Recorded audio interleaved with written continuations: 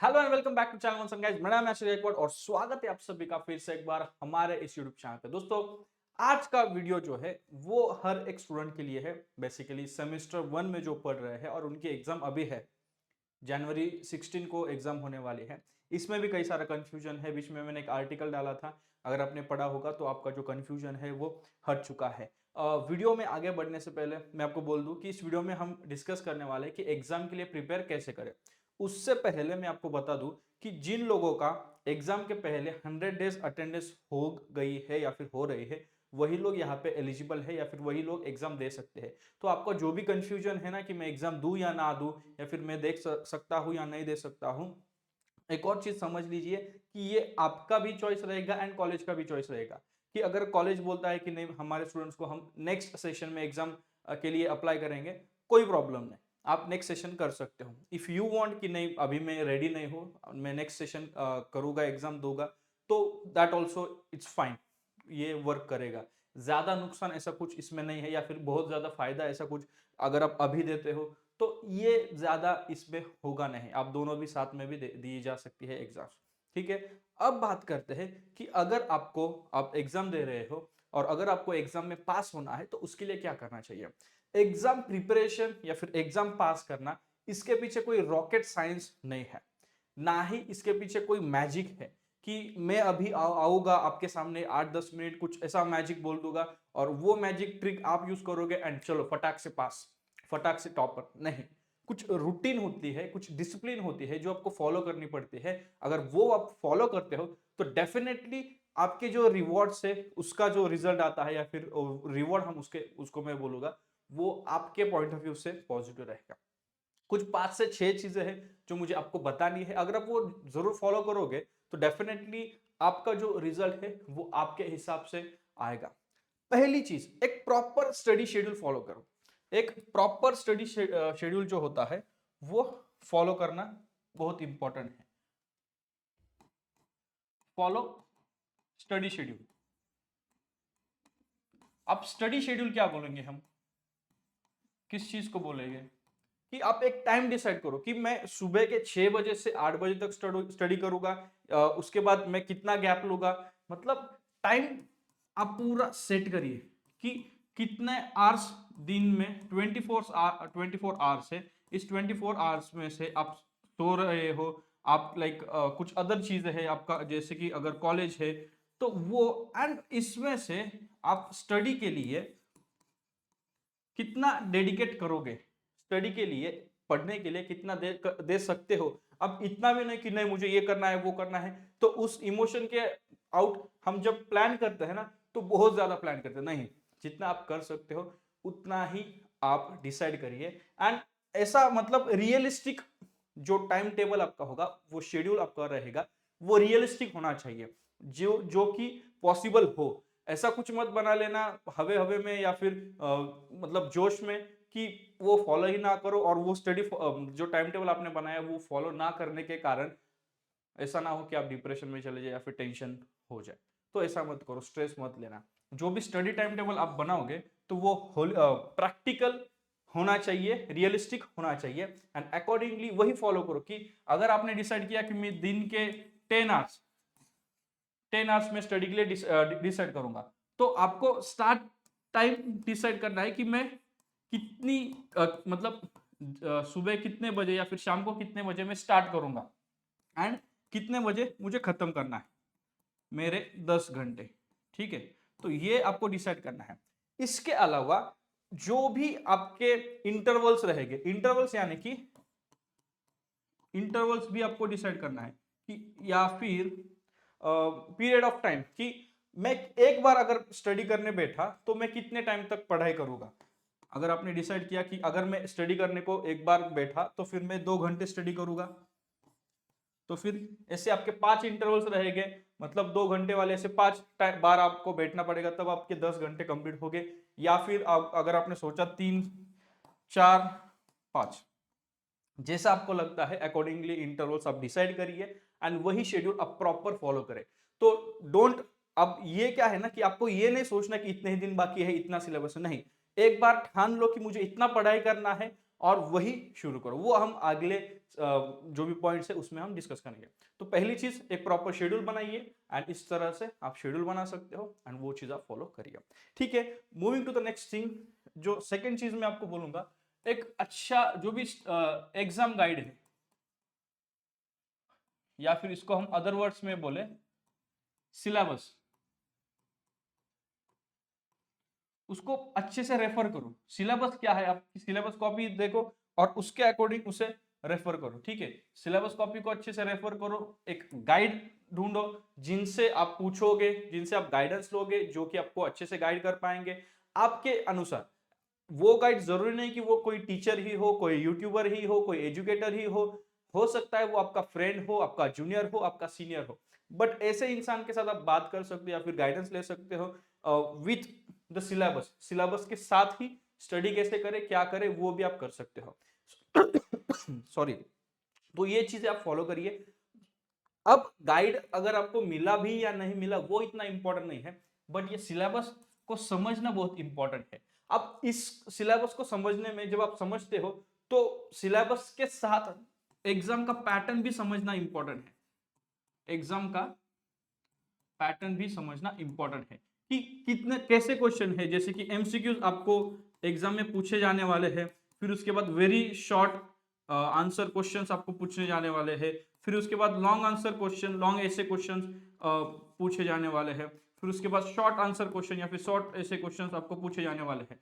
तो वो कितने मार्क्स के लिए है, कौन से एग्जाम जो भी है वो कितने सेक्शंस में है, ये सब कुछ समझिए। टाइम कितना है, और जो आपको आंसर बुक मिलेगी वो कितने पेजेस की है।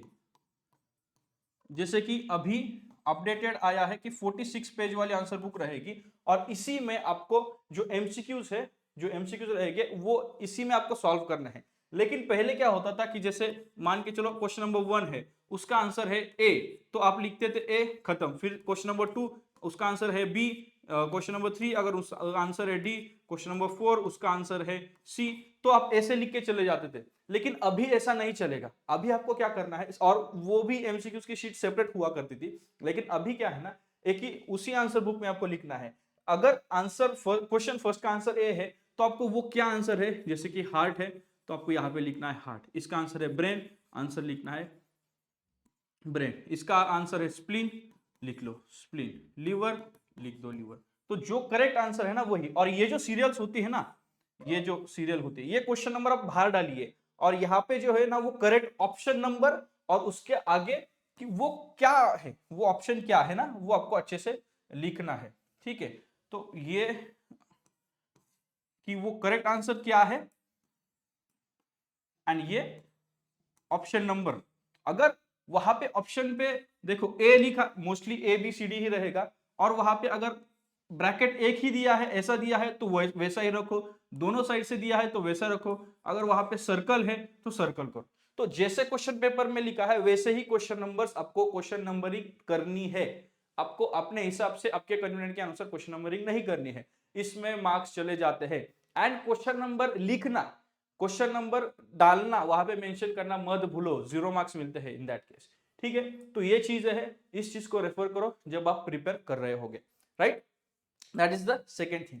थर्ड इज इंपॉर्टेंट थिंग, अब ये आपकी काम की बात, ये भी जो भी मैंने अभी तक बताया वो भी काम का है, लेकिन ये और भी ज्यादा इंपॉर्टेंट है, that is active learning.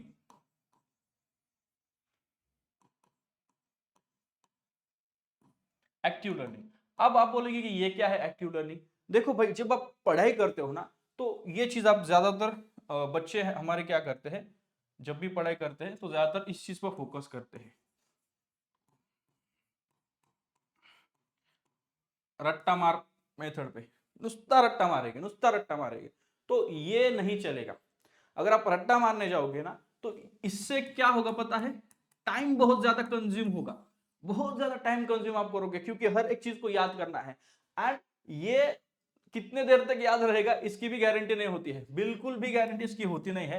And इस चीज में आप स्ट्रेस्ड हो जाते हो कि भाई इतना बड़ा सिलेबस है, अभी तक यही किया है, ये होने में इतने 4-5 मतलब 1 दिन गया, 2 दिन गया, एग्जाम के लिए इतने दिन बाकी है, वो कैसे होगा, क्या होगा। सो इसलिए ये जो चीज है ना रट्टा मार, ये आपको पूरी तरीके से स्टॉप करनी है। और आपको करना क्या है, किस चीज पर फोकस करना है, तो वो है अंडरस्टैंडिंग द कंसेप्ट्स। कंसेप्ट्स को समझने पे आपको ध्यान देना है। कंसेप्ट समझना, एक बार आपको किसी चीज की कंसेप्ट समझ में आई तो उसको रट्टा मारने की जरूरत नहीं है। जैसे कि अगर आपको समझ में आया कि एनाटॉमी में आपको क्या पढ़ना है, तो एनाटॉमी में उस पर्टिकुलर ऑर्गन का एनाटॉमिकल स्ट्रक्चर समझ में आना चाहिए, उसका ग्रॉस लोकेशन समझ में आना चाहिए, वो जो क्वाड्रेंट्स होते हैं 9 क्वाड्रेंट्स, तो उस 9 क्वाड्रेंट्स में वो कहां पे लोकेट करता है, किया जा सकता है, वो आपको आपको समझना है कि इस पैटर्न से मुझे आंसर देना है। उसका साइज, उसका शेप, उसका वेट आपको पता होना चाहिए उस पर्टिकुलर ऑर्गन का। अपार्ट फ्रॉम दैट उसको नर्व सप्लाई किया जाएगा, कौन सी नर्व उसको सप्लाई करती है, वेनस ड्रेनेज होता है, ब्लड सप्लाई होता है, लिम्फेटिक ड्रेनेज होता है, ये आपको समझना है। एंड अपार्ट फ्रॉम दैट उस चीज का उस पर्टिकुलर ऑर्गन के रिलेशंस क्या है। तो ये 5-6 पॉइंट्स है ना, वो आप समझ लो कि ये कंसेप्ट है। तो कोई भी ऑर्गन का एनाटॉमिकली, एनाटॉमी में अगर मैं पढ़ाई करता हूं तो मुझे इस फॉर्मेट में, इस पैटर्न में पढ़ना है। मैंने एक बहुत बड़ा मतलब 3 या 4 साल पहले मैंने वीडियो बनाया था how to study for anatomy, उसमें मैंने दिखाया था कि कैसे नहीं पढ़ना है, और बाद में मैंने बताया था कि कैसे पढ़ना है। इफ पॉसिबल आप वो वीडियो हमारे चैनल पे आपको मिल जाएगा, बहुत पुराना मतलब 3-4 साल पहले है, वो आप देख सकते हो। उसके बाद भी कई सारे वीडियोस मैंने बनाए हैं, तो वो भी आप रेफर कर सकते हो।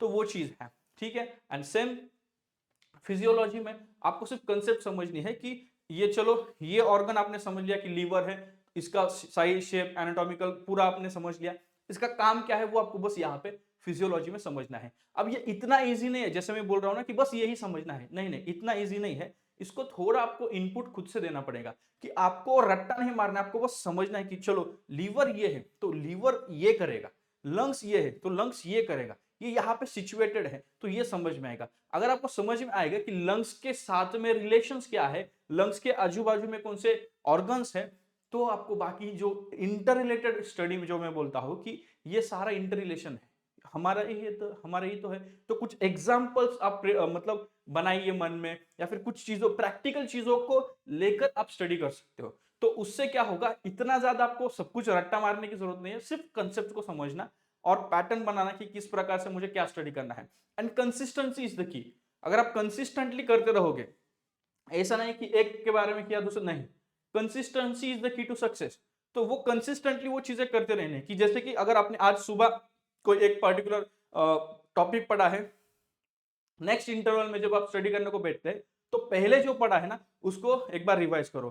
थर्ड इंटरवल में जो पढ़ते हो तो पहला सेशन का, सेकंड सेशन का, थर्ड सेशन का, तो दिन में अगर आप 5 सेशन करते हो तो 5वें सेशन में पहले 4 और लास्ट 5वें सेशन का भी स्टडी करना है। नेक्स्ट डे जब आप पढ़ाई करने को लगते हो तो वो पहले 5 सेशन का स्टडी करने में, या फिर पहले 4 सेशन और 5वां सेशन जो होगा, 5वें को थोड़ा टाइम लगेगा, लेकिन पहले मतलब पहले दिन का फिर से रिवाइज करने में आपको हार्डली आधा घंटा लगेगा। तो ऐसे जो भी आपने पढ़ा है ना वो आपके साथ ही रहेगा। नहीं तो क्या होता है, हम पढ़ लेते, जो हुआ वो हुआ, पढ़ा जो पढ़ा है, जो रट्टा मारा है वो रह गया, आगे चल रहे आगे चल रहे, लेकिन जो पीछे है ना वो हमारे साथ में नहीं, हम उसको लेके आते, वो पीछे ही छूट जाता है। तो ऐसा नहीं करना है। एक्टिव लर्निंग उसी को हम कहते हैं कि कंसिस्टेंटली करते रहना है, बट रिवीजन, रिव्यू वो होना चाहिए। ठीक है, so that is the key to success. तो ये रही तीसरी चीज, दैट इज एक्टिव लर्निंग। अब फोर्थ थिंग जो कि काफी इजी है और काफी हेल्पफुल है कम टाइम में आपको स्टडी करने के लिए, वो है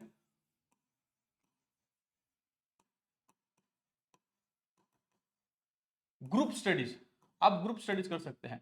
अब जब मैं फर्स्ट ईयर में था, जो फाउंडेशन ऑफ नर्सिंग बहुत बड़ा वास्ट सब्जेक्ट है, तो उसमें हमने क्या किया था, हम 4-5 जो हमारे क्लासमेट्स है, तो हमने 5 लोग ऐसे हम सर्कल करके बैठे थे वन डे बिफोर एग्जाम, और किसी का भी ऐसा नहीं था, हार्डली 1-2 ऐसे हो गए कि जिनका पूरा पढ़ के हुआ था या फिर रिविजन वो कर रहे थे, हो गए 1-2, हमारा तो नहीं हुआ था। तो हमने क्या चीज की थी, हम 5 लोग ऐसे सर्कल बना के बैठे थे, और हर एक बंदे को हमने 2-2, 3-3 टॉपिक्स दिए थे कि वो 2-2, 3-3 टॉपिक्स पढ़ाएगा या फिर एक्सप्लेन करेगा, और उस चीज पर हम डिस्कशन करते थे। तो ट्रस्ट मी, एक दिन मतलब बहुत कम टाइम में हमने जो फाउंडेशन ऑफ नर्सिंग का मैक्सिमम सिलेबस उस ग्रुप डिस्कशन में कंप्लीट किया था। अब ग्रुप डिस्कशन में क्या होता है ना, कि जब आप किसी को समझाते हो तो वो भी समझता है और आप भी समझते हो। और जब कोई समझाता है तो आपको मतलब जब आपका दोस्त समझाता है ना, तो वो एकदम ऑफिशियल लैंग्वेज में नहीं सिखाएगा, वो कैजुअल टॉक पे, जैसे आप फ्रेंड्स आपस में बात करते हो ना, उस लैंग्वेज में, उस स्लैंग्स में वो बात करेगा। तो वो चीजें एकदम एकदम कट टू कट यहाँ पे फिट होती है, बैठती है, और आपको रिमेंबर करता है, कंसेप्ट भी क्लियर रहेंगे, कम टाइम में ज्यादा पढ़ने को आपको मिलता है। सो ग्रुप स्टडीज फॉर्म करिए, सर्कल बना के बैठिए, ये एक टॉपिक, तू एक टॉपिक, वो एक टॉपिक, ये एक टॉपिक, ऐसा करके आप पूरा जो सब्जेक्ट है ना, वो काफी कम टाइम में मैक्सिमम सब्जेक्ट आप कवर कर सकते हो एंड विथ एफिशिएंसी। हाँ, बट आपको जैसे मैंने कहा, मैं रिवीजन करना चाहिए, एक्टिव लर्निंग भी करनी चाहिए। तो ये होने के बाद जब आप बैठोगे अकेले में, तो जो भी आपने पढ़ा है जस्ट ये करो। एंड सेकेंड चीज, जब आप ग्रुप स्टडी भी करते हो ना, तो कुछ चीजें ऐसी होती है, कुछ पॉइंट्स ऐसे होते हैं ना जो नया होते हैं, नोट डाउन करें। या फिर अगर आपको लगता है कि हाँ चलो ये तो मुझे पता ही नहीं था, नोट डाउन करें, क्योंकि बाद में आपको याद नहीं आने वाला है। सो ये चीजें छोटी है, बेसिक है, बहुत बहुत इजी सिंपल चीज है, बट ये बहुत काम करने वाली है। ठीक है, तो ये चीज डेफिनेटली करते रहिए, right. That is form group studies and learn through it, और वो चीजें करने की कोशिश करें। फिफ्थ चीज मैं आपको बोलूंगा जो कि सबसे इंपॉर्टेंट है, वो है पॉजिटिव माइंडसेट।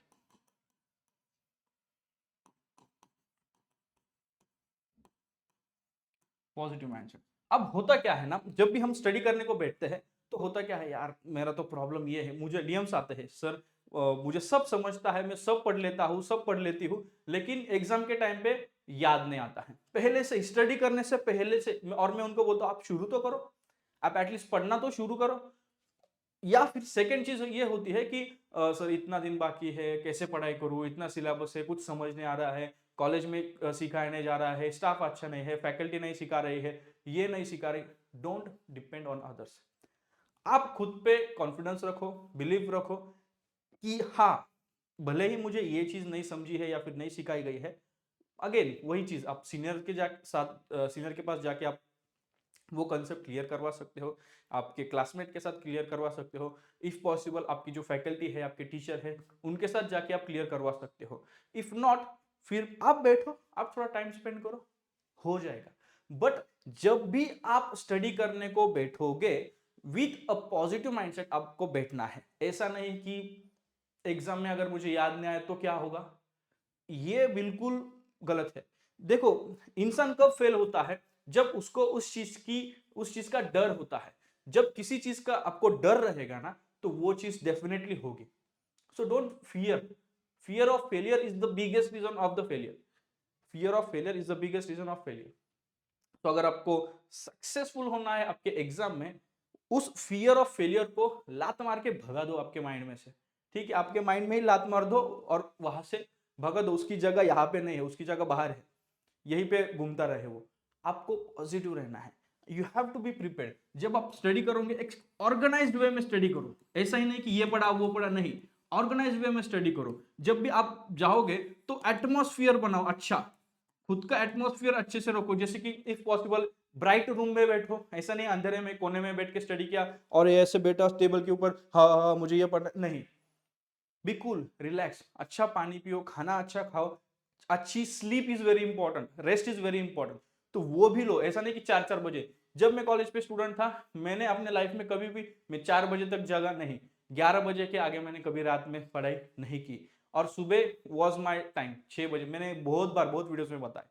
तो आपको भी मैं यही चीज बोल सकता हूँ जो कि मैंने की थी, जो मेरे लिए काम करी, आपको भी मैं वही चीज बोलूंगा कि जरूरी नहीं कि आप रात भर पढ़ाई करो। अगर आपको होता है, आप नाइट पर्सन हो, जहां पे आपको रात में पढ़ाई करने मतलब अच्छा लगता है, या फिर होता है आपका स्टडी, तो आप करिए, नॉट एन इश्यू।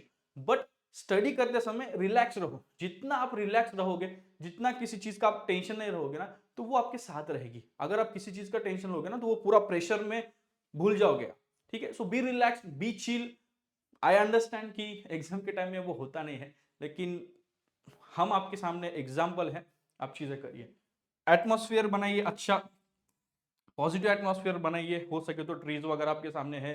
जो आपका ऑब्स्टेकल्स है या फिर जो भी आपका डिस्टर्बेंसेस है, उसको अवॉइड करिए, जैसे कि आपका फोन हुआ या फिर वो। लेकिन अगर फोन से ही आप पढ़ते हो तो ठीक है, नेट ऑफ करके रखो, व्हाट्सएप ऑफ करके रखो, इंस्टाग्राम रील्स वगैरह वो बंद करो। जो चीजें आपको नहीं चाहिए ना उस पर ध्यान ही मत दो। फोकस, जब भी आप पढ़ोगे तो फोकस करके, हाँ 1 मिनट, ओके, जब भी आप स्टडी करोगे focus and study. And last चीज मैं आपको बोलूंगा, पर्पस। पर्पस, आपका पर्पस क्या है? आप क्यों पढ़ाई कर रहे हो? आपका पर्पस क्या है? सिर्फ पास होना है, या फर्स्ट रैंकर बनना है, या फिर कुछ सीखना है, नॉलेज लेना है? तो वो पर्पस मत भूलो। एंड अगर आप पर्पस के साथ स्टडी करते हो तो डेफिनेटली पॉजिटिव माइंडसेट तो होगा ही होगा, निगेटिविटी पूरी चली जाएंगी।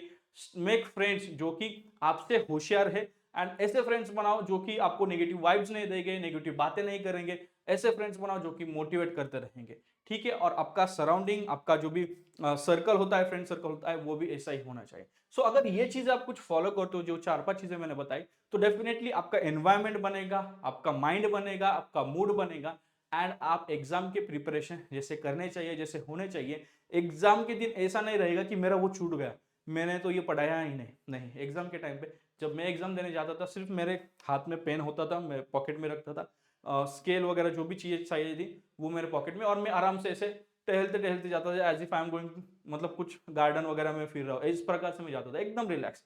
तो मैं आपको भी बोलूंगा टेंशन नहीं लेने का। एग्जाम के दिन, जैसे कि आज 10 बजे एग्जाम है ना, सो 8 बजे के बाद आपको कुछ खाना नहीं है। खाना नहीं है इन द सेंस, खाना खाइए, बट कुछ नया पढ़ना नहीं है, या फिर कुछ पढ़ना भी नहीं है। 8 बजे से पहले, मतलब एग्जाम के 2 घंटे पहले या फिर 1 घंटे पहले, चलो आप एक और घंटा मैं आपको देता हूँ, एग्जाम के 1 घंटा पहले आपको मतलब कुछ पढ़ना नहीं है, रिवाइज करना नहीं है, कुछ नहीं करना है। एग्जाम के 1 घंटा पहले आपको रिलैक्स रहना है। गिव योर सेल्फ टाइम, क्योंकि जब आप रिलैक्स रहोगे ना, तो जो चीजें माइंड में है ना वो स्टोर रहेगी। नहीं तो आप ये सोच रहे हो, वो सोच रहे हो, तो उस 10 सोच के कारण जो भी आपने पढ़ा है फलाना ढिमकाना, वो सब चला जाएगा। ठीक है? So don't worry, be relax, and I wish you very very best.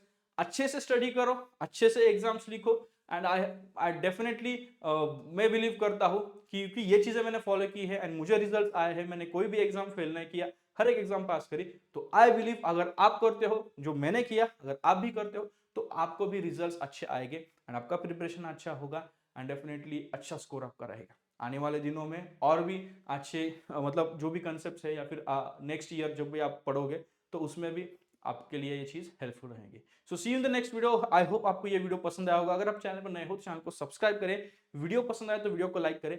ऐसे ही अच्छे वीडियो के लिए हमारे चैनल पे हमारे साथ बने रहिए। और भी इंटरेस्टिंग चीजें चाहिए, डिस्क्रिप्शन में कई सारे लिंक्स है।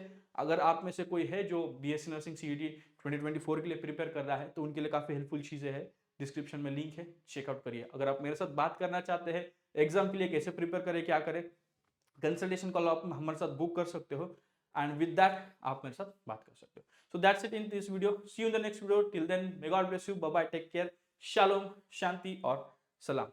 Bye bye guys.